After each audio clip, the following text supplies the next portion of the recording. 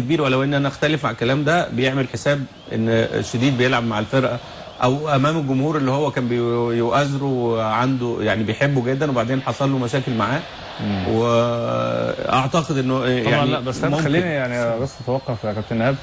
يعني لا دي صوره قديمه. لا بص بقى، بص الشرطه ده دلوقتي. انا عارف صوره قديمه يعني متكرره قصدي يعني. لا بس بص الشرطه بقى، اداء الشرطه عامل ازاي؟ يعني بص برضه لا التأمين انا عايز بتاعهم. اسال سؤال. لا دلوقتي لما الشرطه تروح لواحد زي ده وفرضا ان هو اشتبك معاه، يعني هيبقى في الاخر هو اللي غلطان. هو اللي غلطان برضه. الشرطه اللي غلطان، الامن اللي غلطان برضه، لان هو يعني دي صوره على الهواء يا كابتن ايهاب معبره جدا. راجل واقف او في اتوبيس عدى ما لحقش بس ان هو يرمي عليه، فاستنى التاني، فاستنى لك التاني جاي اهو، فجه الامن. وفي النهايه لما ده يتمسك ويروح يتقبض عليه او هيبقى اهله بيتكلموا ان هو مستقبله ضاع، وهيبقى يعني هو الفرق كبير اصله بين ان انت حاجه احيانا ممكن تجنن يعني. بين انت يعني بتعاقب وان انت رايح تجري ورا واحد بعصايه. ما انت اللي بيضرب طوب ده لو انت خدته من غير ما تضربه ولا حاجه وعاقبته بالقانون مش هيرجع تاني.